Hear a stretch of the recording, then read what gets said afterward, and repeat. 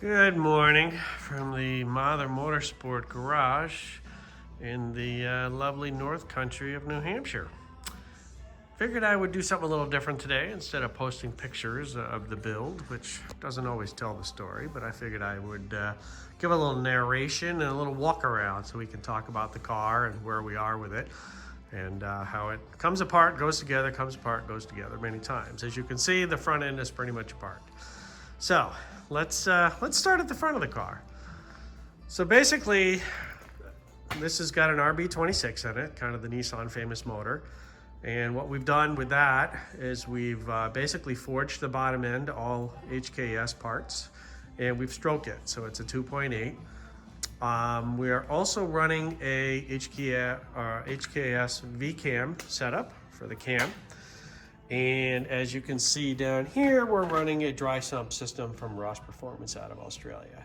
So that's kind of the deal. We're trying to, the RBs are known for having oiling issues where they tend to pump a little bit too much oil up into the head. Hopefully the vacuum function of the dry sump will take care of that and hope to preserve this fairly expensive motor.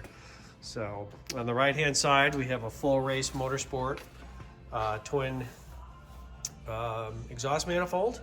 So that's going on there, and as you can see we're kind of trying to work on some heat management, and I have some more Funk Motorsport metal pieces that are going to go in there to kind of protect that. Basically, yeah, we also have an LS1 170 amp alternator in here as well. We're running an electric water pump as well. So basically I should be able to cycle all fluids in this vehicle without running the motor, which is kind of nice. Also, this is going to be the oil filter system in the car, which is kind of cool because you can actually look right in and see what's going on with stuff. We're also running a full Hypertune intake system and radiator setup. And we'll walk over here to take a peek at that. So basically what you can see is one of the issues that a lot of cars have is they all of the water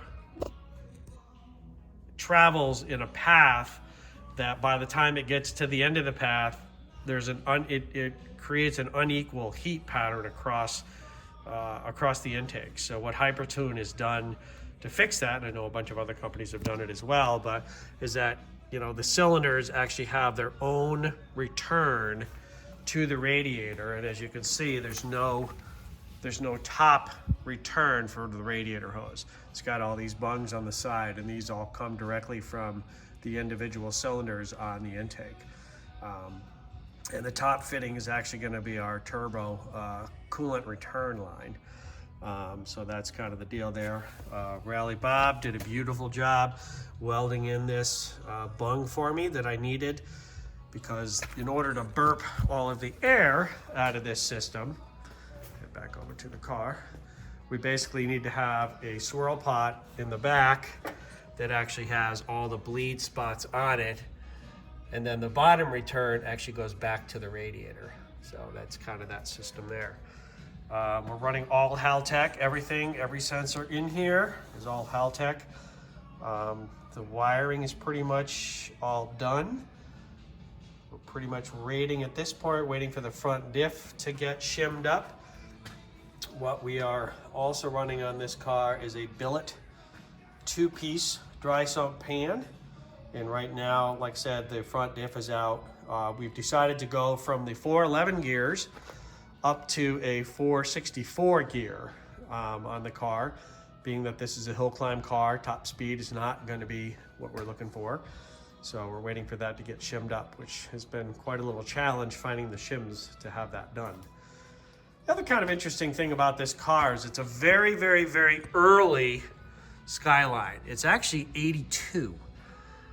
The thing that's really strange too, and from what I understand, this is an English Great Britain thing, is that they've actually it got imported to Great Britain, and I believe the first numbers in the VIN have actually been added. As you can see, it's actually kind of indented more on the VIN plate that's actually on the car. But But if you look at the cars actually has window etching on it, and the etching shows the 82 without those first letters in front of it. So kind of interesting. Yeah, so right now we're running a 17 by 10. We're still trying to figure out what the ideal setup is there, because as you can see, we've actually got quite a bit of room in here. We're also running a full race suspension subframe, as well as bump steer correction front end. There you get a better idea of the billet oil pan, beautiful oil pan, and of course the many -16 lines that are required for the dry sump system. Running a 100 millimeter Hypertune intake, which is way overkill, but what the hell. And we're actually running a 7670 Borg-Warner twin screw ball bearing waste turbo. So I guess we can we're also running let's see, what was the name? Oh, now I forgot the name of the wide body kit that's on there. Kind of old school, kind of late 90s or 90s kind of one, but again, it's an 89, so we're gonna obviously still run the factory glass on the car. As of right now, I'm not planning on running a dashboard. We'll see what kind of glare I get off the windshield with the white. Hopefully it won't be too bad and I can leave it open, but get a better idea of craziness that is the wiring and the hoses and stuff. We're running a full Haltech R5, Nexus R5, as well as the PD16. Down and in here you can see this is actually the air solenoids for the air shifter that we're running. The company out of Australia supplied an air shifter in the car, so there's actually no stick shift in this, but is a 6-speed OS Geiken sequential gearbox. So running a full Tilton pedal box setup, so we can do all the adjustments on that. And again, here's the wiring craziness. We're actually running the CarTech wireless paddle shift steering wheel setup that goes by infrared control. So that unit is down there. Handbrake, and again, some more of the craziness with the Ross dry sump system with all the hoses. This is our air compressor and tank setup for the air shifter system. Let's see, what else do we have here? So we moved, so we're running a Chrysler electric power steering pump in the car. And actually I found a company that actually makes a can controlled modular that will adapt to the speed of the car and control the power steering pump. So we've also I moved the Tezza, which is the four-wheel drive system for the car. We've moved that inside the car and mounted it. The other thing we did with the cage is we actually mounted the actual lower mounting points of the subframe. So that's tied fully into the cage now, which obviously was not before. So on the side windows, we've actually, instead of gluing, we're actually just I was able to drill, and with basically the double and triple panel seams, actually just able to tap it, so that this way I could just put some weather stripping in there and then screw them in, so this way everything will be removable. So that's the same thing with the back window as well. You can see our in-car fire extinguisher system is in there, as well as our anti-gravity battery, which weighs about, I don't know, 10 pounds. It's kind of crazy, but I'm told it'll do the job, so we'll see how that goes. So yeah, obviously we had to do a bulkhead in the rear for the fuel cell, so we had to get that all done. This is the rear lip that's actually going to go underneath of the wing in the back. And right now we're going to keep the factory wing. Eventually we'll do some kind of a time attack wing when we really actually learn how to drive the car. So, but for now it'll keep kind of the iconic look there. Underneath in the trunk, basically, we completely cut out all the floor, cut out the rear subframe area, tube that up, and then put aluminum down. 14-gallon radium fuel cell, as well as filter. Over here is basically our breather setup for the dry sump, and possibly also for transmission and transfer case. I'm not sure if I'm going to run those breathers up, but basically the breathers come out, go through the bulkhead here, and then they actually are underneath. I'm not sure we'll be able to see it, but they're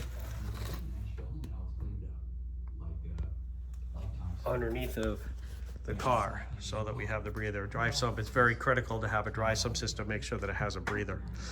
So we did actually remove the factory halogens, cut all that up, and put in the LED discs. Not that I really need taillights, but that is in the car. So, but in the back, when we were trying to figure out how to deal with the area that was the license plate in the rear backup lights, we just cut that out, fabbed up a little stainless to allow the air to escape from kind of the area that it gets trapped behind the bumper. And as you can see, we're still working on the backup camera setup in the back. So we move around to the driver's side. Have yet to get we've actually made the car go from power windows to manual. So I'm still waiting for the manual window regulator, which is going to be out of a 240SX, which is very similar. I do have to modify a little bit, but very similar to the Skyline. So this way I don't have to deal with the power on that. So yes, we did transfer or make the car left-hand drive, just because I didn't want to have to learn how to do one more thing. I'm almost 60 years old. I don't need anything new. This car will be a handful enough, rather than trying to learn how to drive on the right-hand side. So obviously full steering column had to be built, designed, and set up. Had to have the full collapsibility for an accident. Again, we're running all Haltech stuff, so this is the Haltech dash, as well as all of our Haltech CAN buttons and control for our dials are going to be for the Atezza four-wheel drive system, as well as boost control as well. And then obviously there's a tilt and brake bias control set up there. Again, another shot of the pedals. We built a false floor with a dead pedal in here, just to kind of clean things up a little bit. OMP seat setup. Got just for the heck of it, and I was bored to put a little radio box to throw a little handheld in there, just in case we want any kind of comms if we ever do get it out in the track. Just another quick shot of the dash area. Again, you can see all the bulkhead fittings for the dry sump, fuel, and power steering are all going through right there. Still got to clean some stuff up, but all in all, we're moving right along with it. So, but I just figured I would give. Oh yeah, of course. And this is our backup camera rear view mirror that, as you can see, also has a camera facing me. There's one out the back. There's one out the front, and it's all got itself a recording system built into it, all 4K. Crazy. So, but I think what we'll do is we'll give a quick. I know I'm not supposed to move quickly with the phone here, but another quick walk around. As you can see, I got the passenger door on, which of course we just, again, with that manual window regulator. So let's put the car up and I'll show you what's going on underneath. You can see over there is the bumper, which is the aftermarket English unit that came with the wide body kit. Take a look at what we have. Got the hood pins in. I showed you these pictures the other day. We do have the factory hood, which is actually almost as light, if not lighter than the cabin, but does not have any vents. And I'd kind of like to get the air out from underneath the hood if I can. So that's the reason for the vents. So, again, we're running the 17 by 10s, and we'll see how, if that's going to be the ultimate or not, we'll see. All right, let's look underneath and see what we got. So again, radium fuel cell. Got a combination of stuff here. We have the race fab rear subframe, which drops a significant amount of weight off the rear of the car and actually corrects a few suspension geometries that have been known to be an issue with these cars. The rest of the suspension components, which are all fully adjustable, are here, as well as over here. We're running the drive shaft shop 1500 horsepower drive shafts in the car. Again, we're running the rear 464 gears with a Quaife limited slip up front as well. So, but we also went to the one-piece drive shaft shop, aluminum drive shaft. And as you can see here, we're still working on some heat mitigation stuff with an exhaust shielding to try to do that. So we got all that in the works to go up front. We're running a 3.5-inch pipe off the turbo, about 4.5 feet, and then it's going to a 3-inch, and then it's going right out the side of the car. So she ought to have quite a song. In the back here in the transmission, you can see that we got a lot going on. This is the Ateza system line coming up to pressurize there. We're running a number of different pressure sensors off of that. One is for the Ateza internal system, and the second one is for the ECU. And we're also running a speed sensor off of that. This transmission actually was a remanufactured transmission from Australia where they pulled it all apart and then put in extra discs for a racing application to make it bite even harder and stronger. So we'll see how that works out. And again, the OS Geiken OS 88.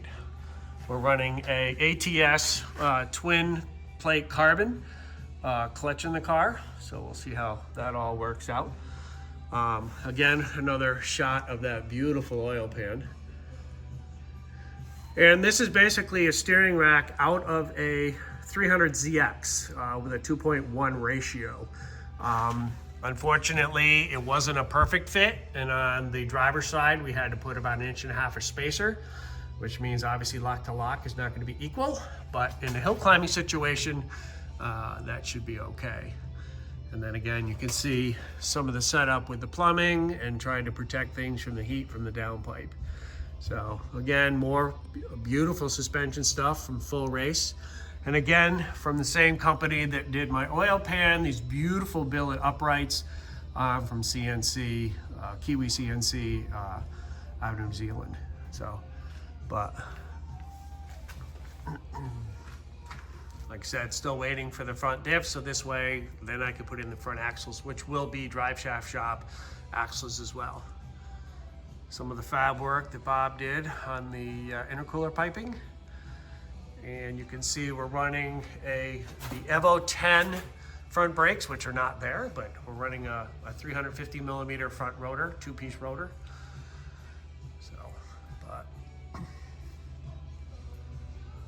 So I guess that's about it for now. I just figured I would give a bit of a quick update.